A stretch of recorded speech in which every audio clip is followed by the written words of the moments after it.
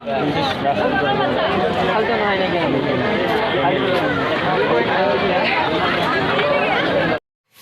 গাইছ, এয়া আমি ৰাজ পূজা চাব আহিছোঁ এয়া ফেমিলি লৈ।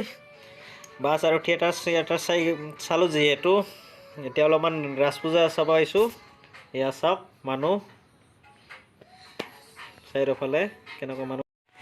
এয়াই হ'ল গেটখন, তাৰবাবে কি ধুনীয়াকৈ সজাইছে। এয়া গেটৰ সন্মুখতে এইবিলাক শ্ৰীকৃষ্ণৰ মূৰ্তি এনেকৈ ধুনীয়াকৈ গৰু চাৰোৱা বা হেৰিবিলাক বহুতে মানুহ এইবিলাক চাই আছে। চাওক হেৰিবিলাক। এয়া গেটৰ সন্মুখৰ পৰা সোমাই গ'লোঁ ভিতৰত। এয়া শ্ৰীকৃষ্ণৰ মূৰ্তি, এয়া জগন্নাথৰ মূৰ্তি এওঁলোকে দেখাইছে এইটো, আৰু যিহেতু জগন্নাথ কাৰ আকাৰত ৰাখিছে এইটোও দেখাইছে দৃশ্য, আৰু এয়া শ্ৰীকৃষ্ণক যে লৈ গৈছিল সেইটোৰ দৃশ্য এয়া ধুনীয়াকৈ সজাই দিছে। আৰু ৰাধা কৃষ্ণই ধুনীয়াকৈ ফুলনিত আছে। এইটো এনেকৈ বহুত সজাই ৰাখিছে, আপোনালোকক ভিডিঅ'টোত দেখুৱাই যাম।